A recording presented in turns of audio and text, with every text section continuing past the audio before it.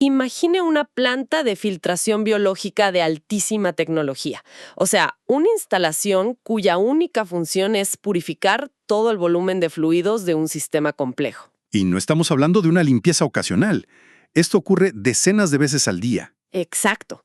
Decenas de veces, sin detenerse un solo segundo durante décadas enteras. Es un nivel de estrés mecánico y oxidativo verdaderamente implacable para el tejido. Así es. Ahora, imagine que las piezas microscópicas que componen esta maquinaria no tienen repuesto. Si un filtro se rompe, digamos por exceso de presión sistémica, se pierde para siempre. No hay piezas de recambio. Ninguna en absoluto.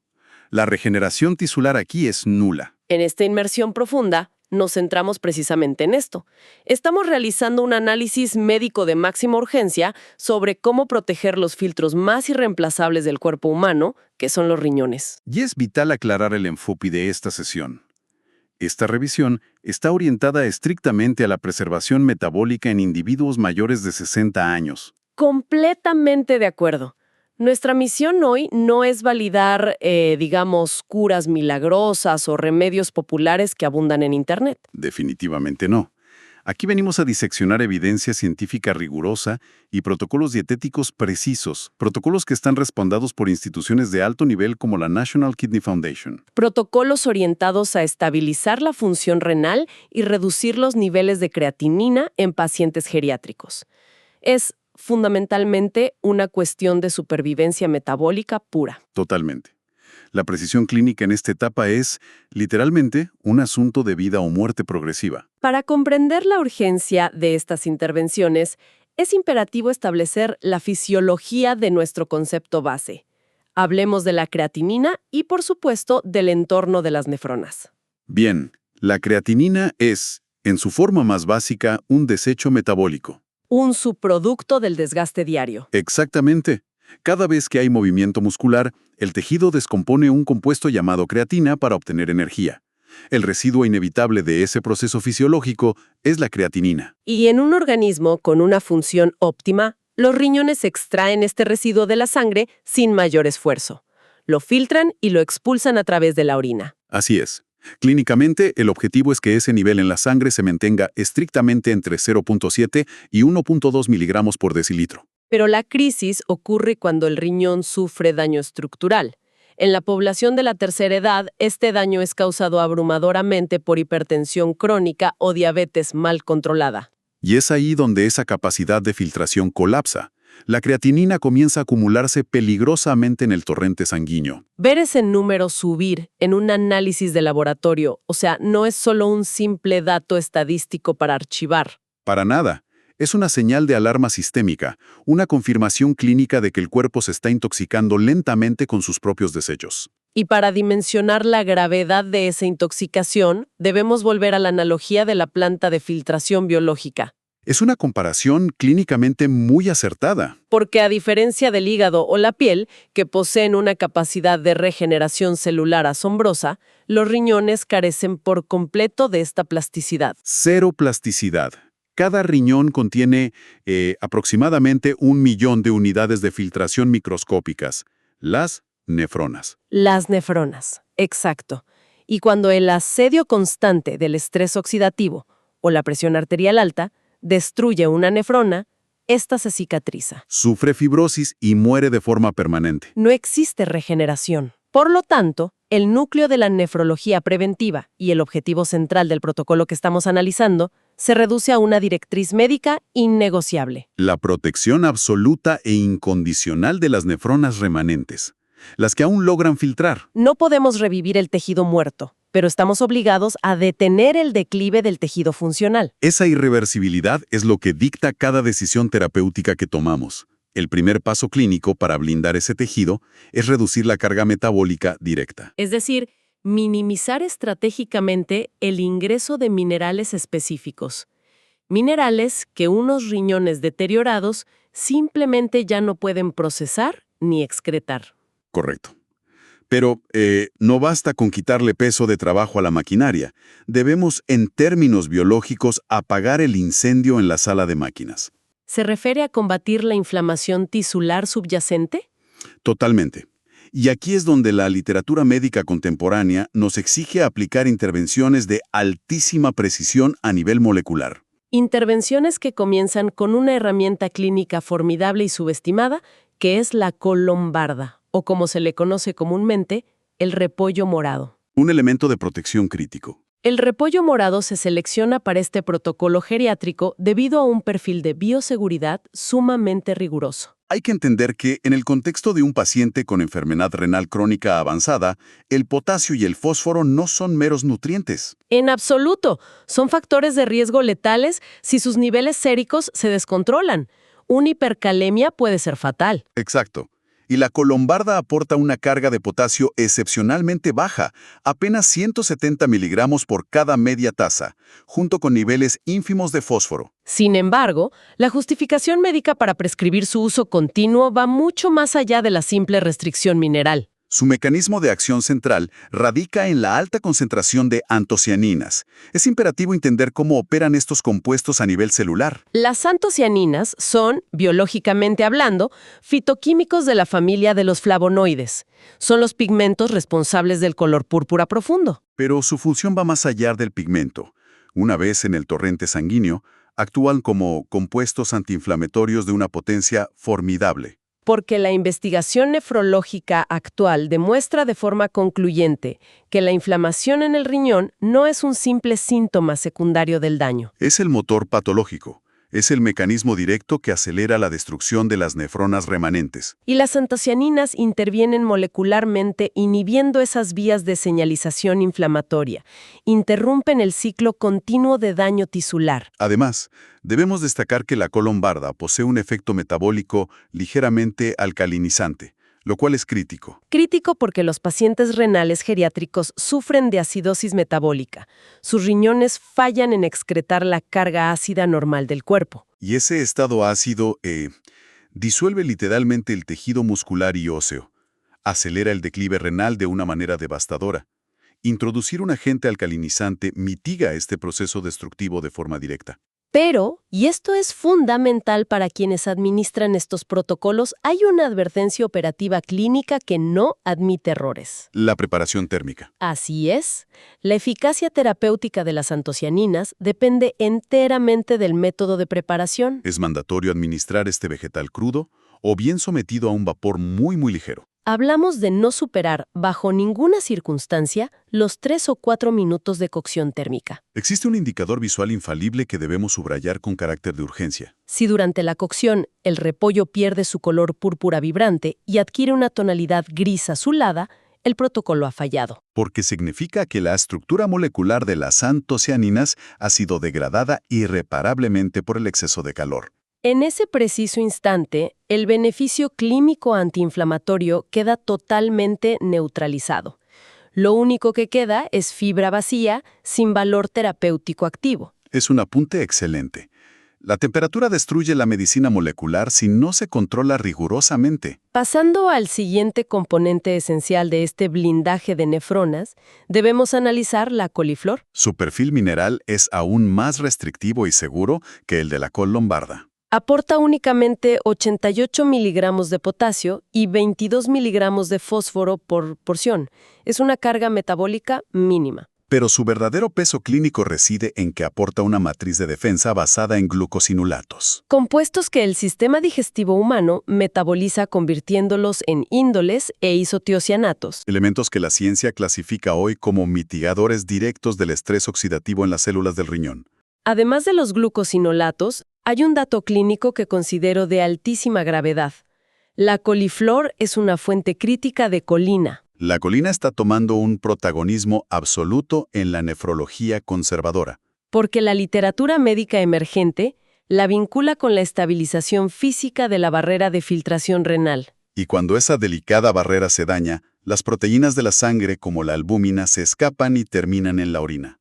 Esa condición letal es la proteinuria. Los pacientes geriátricos suelen notarlo como una orina excesivamente espumosa. Y la proteinuria no es un mero indicador. La presencia física de esas moléculas de proteína quemando y desgarrando los túbulos renales acelera la insuficiencia directa. Si el aporte de colina estabiliza esa barrera, estamos implementando un freno directo y mecánico al avance de la enfermedad renal crónica. Exactamente. El control de la proteinuria es la métrica suprema de éxito en estos protocolos.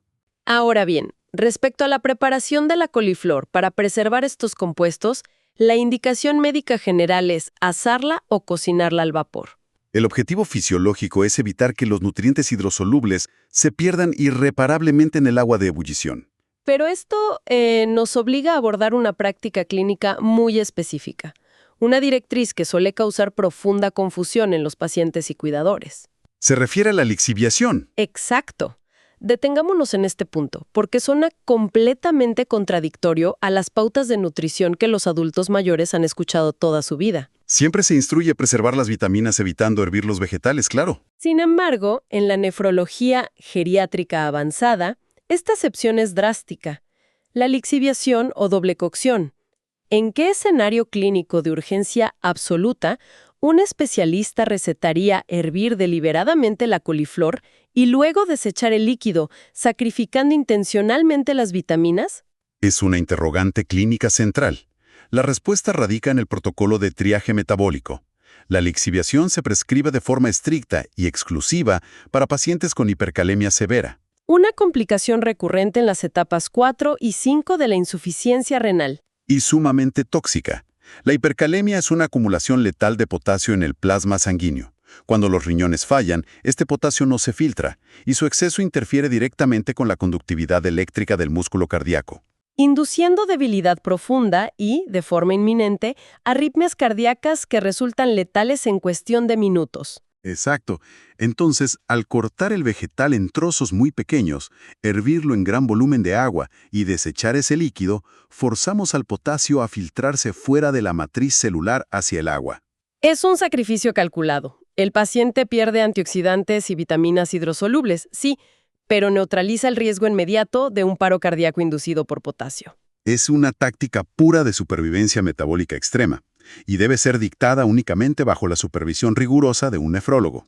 Habiendo establecido entonces los mecanismos para reducir toxinas y combatir la inflamación tisular, nuestro análisis debe trasladarse a la red de soporte estructural del riñón.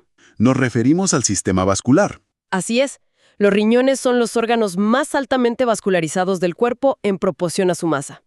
Y la presión arterial alta, la hipertensión crónica, es la segunda causa principal de insuficiencia renal a nivel mundial. Porque la presión elevada destroza físicamente los finos capilares dentro de las nefronas por puro trauma hemodinámico. Literalmente los revienta. Para abordar esta modulación vascular mediante protocolos nutricionales estrictos, la evidencia farmacológica más contundente señala invariablemente al ajo. El ajo debe ser evaluado clínicamente por el impacto de su principal compuesto bioactivo, que es la alicina. Bioquímicamente, la alicina tiene propiedades antimicrobianas, pero en el contexto crítico del daño renal geriátrico, su valor supremo reside en la dilatación vascular sistémica. Metaanálisis de altísimo rigor documentan que su consumo diario protocolizado produce reducciones sostenidas en la presión arterial. Logrando caídas comprobadas de 4 a 8 milímetros de mercurio en la presión sistólica. A nivel microvascular, dentro de los delicados túbulos de los riñones, reducir esa presión alivia el estrés agudo que destruye las nefronas. Adicionalmente, la literatura identifica que el ajo exhibe propiedades antifibróticas directas. Inhibiendo la activación de los miofibroblastos. Exacto. Células que orquestan la fibrosis, ese proceso patológico donde el tejido renal sano y funcional es reemplazado por tejido cicatricial inerte e inútil. Pero, de nuevo, enfrentamos la fragilidad de la farmacocinética natural. El beneficio terapéutico vascular del ajo es absolutamente nulo si el método de preparación falla. Es un error de administración sumamente común. El ajo crudo e intacto no contiene alicina. Contiene un precursor llamado alina y una enzima totalmente separada llamada alinasa. El protocolo exige, de forma obligatoria, triturar, machacar o picar el ajo crudo para romper las paredes celulares. Permitir que la enzima y el precursor se mezclen. Pero aquí radica la instrucción clínica innegociable. El paciente debe esperar exactamente 10 minutos a temperatura ambiente antes de aplicar calor. Si el ajo se pica y se arroja inmediatamente a una sartén caliente, el calor desnaturaliza la enzima alinasa al instante. Se destruye la enzima y jamás se produce la alicina. Se pierde el 100% del efecto protector cardiovascular. La dosis terapéutica estandarizada es de 1 a 2 dientes diarios bajo esta preparación, pero es imperativo emitir una advertencia médica urgente aquí. Respecto a la polimedicación en la tercera edad. Exactamente. Pacientes bajo tratamiento con fármacos anticoagulantes, como la warfarina, deben consultar obligatoriamente a su cardiólogo antes de iniciar este protocolo con ajo. Porque la alicina posee propiedades antiplaquetarias activas que podrían inducir episodios de hemorragias internas peligrosas si se combinan sin supervisión. Las interacciones farmacológicas botánicas demandan respeto clínico. Siguiendo con la imperiosa necesidad de proteger el endotelio vascular, debemos incorporar al protocolo el pimiento rojo. Lo que en términos clínicos definimos como el vegetal de precisión. Su perfil es excepcional porque entrega una carga masiva de vitamina C dietética, superando los 190 miligramos por unidad. Y aquí es necesario desmitificar un peligro grave. Muchos pacientes geriátricos recurren a suplementos en pastillas de vitamina C en altas dosis, creyendo proteger su sistema. Ignorando por completo que el ácido ascórbico sintético, en exceso, se metaboliza rápidamente en oxalato. Oxalato que cristaliza y forma cálculos renales que pueden obstruir y colapsar agudamente un riñón ya frágil. Mientras que la matriz dietética celular del pimiento rojo provee esta vitamina sin ese riesgo de cristalización masiva. Y esta vitamina C actúa neutralizando los radicales libres que endurecen y oxidan el endotelio vascular renal, además de aportar licopeno. Un potente antioxidante cardiovascular. Su ventaja técnica frente al tomate es indiscutible para un paciente renal. Totalmente. El pimiento rojo aporta la carga de licopeno con apenas 250 miligramos de potasio, comparado con los más de 400 miligramos del tomate. Respetando así la restricción mineral crítica que impone la enfermedad.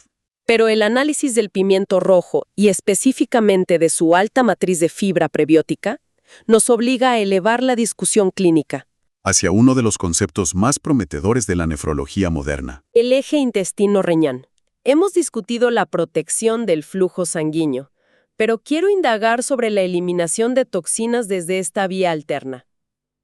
Es un mecanismo fascinante. Desde una perspectiva fisiopatológica estricta, modular la flora intestinal con esta fibra para reducir toxinas urémicas, como el indoxil-sulfato, debe considerarse un mecanismo de defensa primario, o es un beneficio secundario frente a la protección vascular.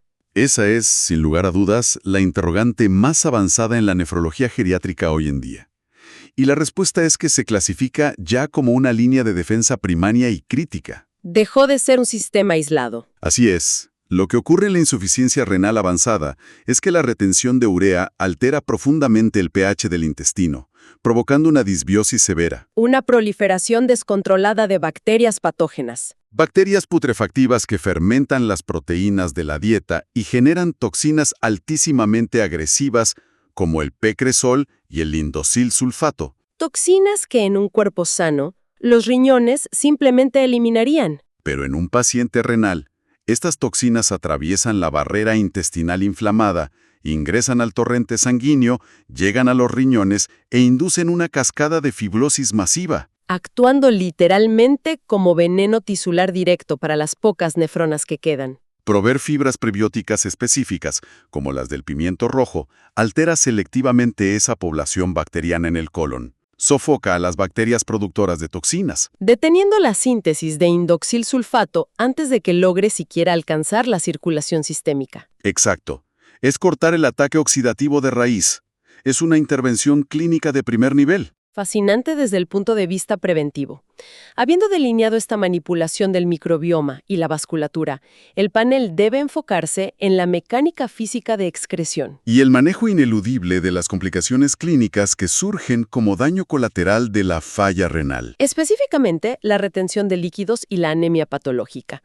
Para proporcionar soporte de filtración físico, el protocolo señala invariablemente a los espárragos. Los espárragos intervienen en la fisiopatología a través de múltiples vías simultáneas. En primer lugar, aportan asparragina. Un aminoácido que actúa como un diurético suave, fisiológicamente hablando. Y en pacientes mayores que experimentan edema periférico, es decir, hinchazón severa en extremidades inferiores por la incapacidad de excretar líquido, facilitar el flujo urinario continuo alivia la carga de volumen en el sistema. Al forzar la diuresis, facilitamos también la expulsión física de metabolitos estancados, incluyendo la temida creatinina. En segundo lugar, y esto es bioquímicamente invaluable, los espárragos representan una de las rarísimas fuentes dietéticas de glutatión preformado. El antioxidante intracelular supremo del cuerpo, la molécula base para desintoxicarse de metales pesados. Complementariamente poseen una altísima carga de folato, o vitamina B9. Esto aborda una complicación directa del daño renal. La anemia, porque los riñones dañados cesan la producción de eritropoyetina. La hormona que ordena a la médula ósea fabricar glóbulos rojos, resultando en una anemia crónica profundamente debilitante. Y el folato proporciona un bloque de construcción celular esencial para intentar compensar y mitigar esa caída hematológica abrupta. Exacto. Pero en este punto, sobre los espárragos, debemos realizar una desmitificación médica estricta para evitar el pánico infundado en el paciente. Se refiere al olor de la orina. Así es, ese olor sulfúrico, fuerte y penetrante que aparece entre los 15 y 30 minutos posteriores a la ingestión. Es vital educar al paciente geriátrico de que esto es un subproducto metabólico rápido derivado de los ácidos asparagúsicos. Es completamente benigno. Bajo ninguna circunstancia médica es un indicador de toxicidad o fallo agudo en la filtración. Es un proceso normal. Sin embargo, hablando de la asparagina como diurético, debemos trazar una línea farmacológica absolutamente intransigente frente a la automedicación. Una línea innegociable. La asparagina natural no posee ni de cerca la potencia de los diuréticos recetados como la furosemida. Jamás debe contemplarse como un reemplazo de la terapia médica estandarizada. Y más crítico aún, exige una advertencia contundente respecto a interacciones peligrosas.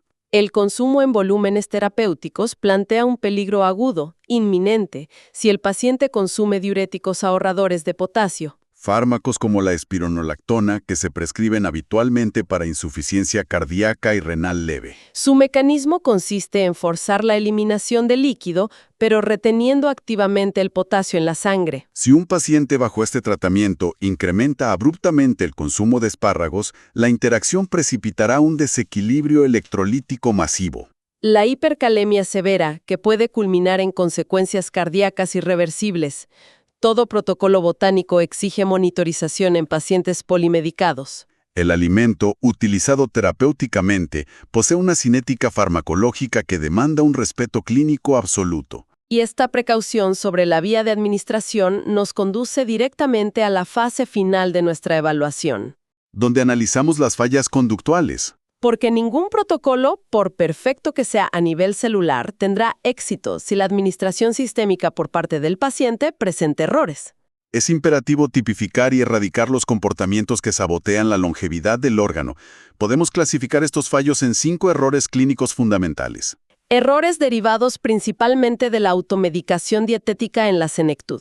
¿Cuál es la primera falla estructural? El primer error clínico es una peligrosa falacia promovida por la cultura popular. Confundir un alimento genéricamente saludable con un alimento seguro para los riñones. Un concepto crítico. Vegetales ampliamente aplaudidos en cardiología preventiva como la espinaca, la palta o aguacate y el plátano resultan altamente tóxicos para un paciente renal avanzado. Su colosal concentración de potasio, sumada a los oxalatos en el caso de la espinaca, abruma de manera fulminante la capacidad residual de filtración, precipitando toxicidad aguda y formación obstructiva de cálculos. El segundo error crítico que detectamos rutinariamente es el sodio oculto. El umbral fisiológico máximo para un paciente geriátrico renal oscila estrictamente entre 1.500 y 2.000 miligramos diarios. Y el uso negligente de sales sazonadas, caldos procesados o salsa de soya anula de inmediato todo el esfuerzo de vasodilatación, induciendo un rebote de hipertensión refleja, edema masivo en pulmones y extremidades y un trauma capilar letal en las últimas nefronas funcionales. El tercer error representa un fallo gravísimo en la vía de administración física y nos obliga a pensar en términos estrictos de farmacocinética. ¿Se refiere a la moda de los licuados y batidos? Exactamente. La práctica generalizada del consumo de licuados verdes.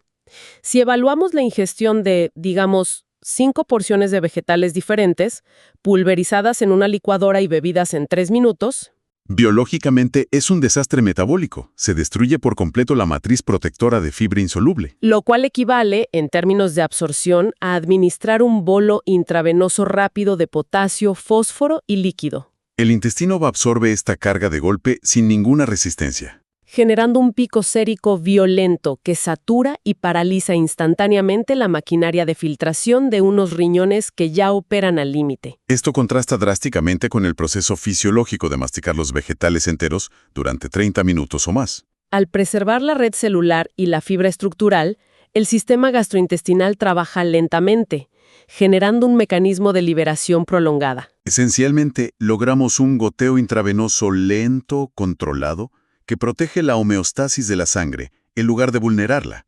Esa diferencia en la velocidad de absorción dictamina la frontera exacta entre la nutrición terapéutica y la toxicidad electrolítica letal.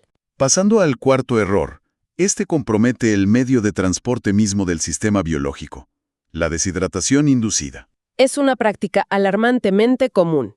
Los pacientes geriátricos restringen su ingesta de agua a partir de la tarde para evitar la nocturia. El riesgo de levantarse a orinar de noche y sufrir caídas, claro. Pero fisiológicamente, esta privación hídrica concentra peligrosamente la creatinina y la urea en el plasma sanguíneo, Fuerza a los riñones a procesar un lodo denso y tóxico en lugar de un fluido claro. obligando a la maquinaria a operar bajo fricción microscópica, viscosidad extrema y un estrés inflamatorio severo e innecesario. Y finalmente, el quinto error, indiscutiblemente el más perjudicial a nivel sistémico a largo plazo, la falta de supervisión nefrológica continua. Cualquier modificación en individuos que cursan las etapas clínicas 4 y 5 de la ERC debe ser evaluada en base a paneles de laboratorio recientes. Los márgenes de error fisiológico en esta población son, clínicamente hablando, nulos. Concluimos entonces el análisis médico exhaustivo de esta sesión de evaluación. El protocolo delineado hoy exige una rigurosidad absoluta. La selección quirúrgica de perfiles vegetales con baja carga mineral. Una ejecución metabólicamente consciente que respete leyes bioquímicas como el reposo enzimático mandatorio del ajo y la cocción precisa para no degradar antocianinas. Y la erradicación total, inmediata, de los 5 errores sistémicos tipificados. Reiteramos, con la gravedad que el cuadro clínico amerita, que la supervisión estrecha de un especialista es el único sendero seguro. Todo lo expuesto reafirma un principio innegociable. El manejo del tejido renal senescente no admite improvisaciones derivadas de tendencias de Internet. La preservación de las nefronas remanentes demanda una disciplina estricta, un conocimiento molecular profundo y un respeto clínico absoluto por la fragilidad geriátrica. La evaluación técnica queda concluida. Ha sido una revisión rigurosa y necesaria. Sin embargo, dejamos a los especialistas y cuidadores que nos escuchan con una reflexión médica de frontera que debe replantear nuestra comprensión del cuerpo. Adelante con esa observación. Si la evidencia actual demuestra inequívocamente que el eje intestino-riñón puede manipularse en tiempo real a través de fibras específicas, deteniendo toxinas urémicas antes de ingresar a la sangre, es imperativo cuestionar el futuro de la medicina. Un cambio de paradigma estructural. Tal vez, la próxima gran revolución en la nefrología para el adulto mayor no resida exclusivamente en tratar el órgano filtrador per se. Quizás, el rescate renal definitivo consista en la bioingeniería activa y meticulosa del microbioma gastrointestinal, posicionando a la flora bacteriana de una vez por todas como la primera e insustituible línea de defensa biológica de nuestro sistema de filtración interna. Queda planteada esta interrogante crítica.